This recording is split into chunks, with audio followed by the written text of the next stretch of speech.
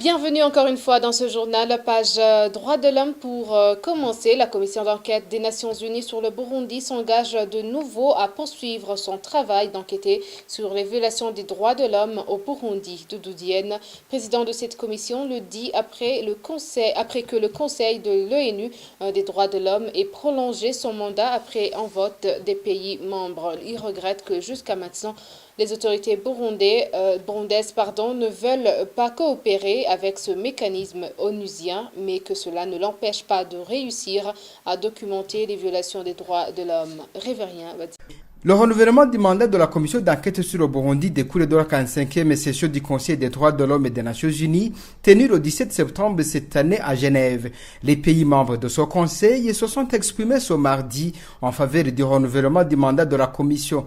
Selon le président Doudou Diène, la commission va vite s'atteler à documenter les violations des droits de l'homme malgré le manque de collaboration des autorités burundaises. C'est une grande vigilance pour observer la situation des droits de l'homme. Nous souhaitons faire une enquête objective et approfondie et que nous souhaitons venir au Burundi sur le territoire de notre mandat pour écouter les autorités burundaises, enregistrer leur point de vue sur la situation des droits de l'homme pour en tenir compte dans notre rapport et écouter également tous les partenaires de la société burundaise. Donc nous avons fait ça de manière constante et nous allons aussi le faire cette fois-ci que le mandat vient d'être renouvelé. C'est-à-dire une demande d'accès pour que notre travail puisse nous permettre d'aller sur le territoire burundais. Lors de cette session, le gouvernement du Burundi s'était violemment attaqué au Conseil des droits de l'homme et à la Commission par le biais de l'ambassadeur à Genève, Renova Tabou, dans le but de discréditer la Commission. Le présent rapport est tellement musclé, diffamatoire et insultant qu'il mérite d'être rejeté. Ce rapport laisse derrière lui beaucoup de questions, dont la principale est de savoir si le Conseil des droits de l'homme aurait changé de mission principale pour devenir un organe subsidiaire de politisation des droits de l'homme dans le monde au lieu de les protéger et les promouvoir. Bref, l'objectif est de faire disparaître le gouvernement du sein de l'FDD.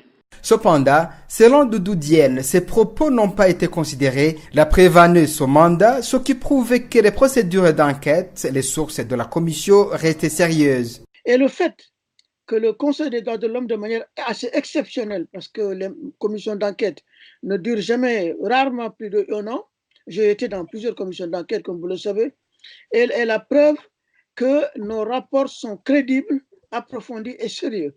Et donc, malgré l'absence d'accès au territoire burundais, les méthodes de travail qui sont maintenant utilisées par le Haut Conseil, le Haut Commissariat des droits de l'homme et le Conseil des droits de l'homme nous permettent d'avoir accès aux sources les plus crédibles possibles, de les recouper et ensuite de rédiger notre rapport.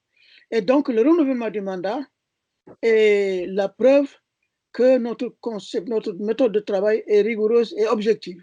Lors du vote sur 47 pays, 24 se sont exprimés en faveur de la résolution de renouvellement, 17 ont voté abstention, tandis que 6 pays ne l'ont pas approuvé. La commission est renouvelée également dans un contexte de violation grave des droits de l'homme au Burundi, si on en croit au rapport des associations des droits de l'homme. Près de 200 personnes ont été tuées dans une période de 100 jours du règne du nouveau président burundais Evariste Ndayishimiye, des cas de torture et de disparition forcée, de viols et des emprisonnements arbitraires. Merci beaucoup, Révérien Abadi Kamé. Le renouvellement du mandat de la commission d'enquête des Nations Unies sur le Burundi est un signal fort au gouvernement burundais. Ce sont les propos de Maître Vital Shimirimana, président du Forum pour le renforcement de la société civile Force. Il estime que les différentes formes de violation des droits de l'homme qui continuent malgré la mise en place des institutions est l'une des raisons qui sont à l'origine du renouvellement de ce mandat. Écoutez-le. Les organisations de la société civile burundaise ont appris avec grande joie le vote de la résolution relative à la prorogation du mandat de la commission d'enquête internationale sur le Burundi. Ces organisations avaient vivement demandé au Conseil des droits de l'homme de voter une résolution pareille parce qu'elles connaissent la situation qui prévaut au Burundi où la violence et les violations des droits de l'homme continuent. Notre voix a été entendue. Nous considérons que le vote de cette résolution, c'est un message très fort envoyé par la communauté internationale au gouvernement du Burundi pour lui dire que elle suit de très près la situation qui prévaut au Burundi et que les crimes contre l'humanité en cours ne sauraient rester impunis et que la communauté internationale ne saurait fermer les yeux face aux dits crimes. Nous saisissons cette occasion pour demander au gouvernement de renouer la coopération avec les mécanismes onusiens et régionaux des droits de l'homme parce que tout va contribuer au bien-être de la population burundaise, à la sécurité et à la jouissance des droits et libertés pour chaque citoyen burundais. C'était Maître Vital Nshimirimana, le président du Force. Et maintenant, pour poursuivre ce journal avec la page politique, c'est ce mercredi que s'est tenu le mini-sommet des chefs d'État de la sous-région. Une réunion qui avait été convoquée par Félix Antoine Tshisekedi, président de la République démocratique du Congo. Ce mini-sommet avait comme objectif de discuter sur les sujets du domaine de la sécurité, de la diplomatie et du commerce transfrontalier. Une réunion organisée en visioconférence par 4 chefs d'État, Yoweri Kaguta Museveni, président de l'Ouganda, Paul Kagame, président du Rwanda, Joao Manuel Lorenzo, président de l'Angola. Mais le président burundais Evariste Ndayishimiye l'a boycotté sans fournir de raison à ses homologues, selon une source à Goma. Le gouvernement du Burundi ne devrait pas répandre le conflit burundais dans les pays de la sous-région parce que la responsabilité dans cette crise incombe aux autorités burundaises. C'est ce qu'annonce Innocent Mourodi, directeur de la télévision Renaissance. Quant aux mouvements qui ont pris les armes pour combattre ce gouvernement, Innocent Mourodi indique que ces derniers sont différents aux acteurs du génocide commis au Rwanda et aux autres groupes qui commettent des crimes en RDC. Suivez. La conférence internationale sur la région des Grands Lacs a cette politique-là de neutraliser les forces négatives, comme on les appelle, qui sont dans la sous-région, spécialement au Congo. Depuis avant la crise de 2015 au Burundi, c'était ça la politique et c'est toujours cela la politique.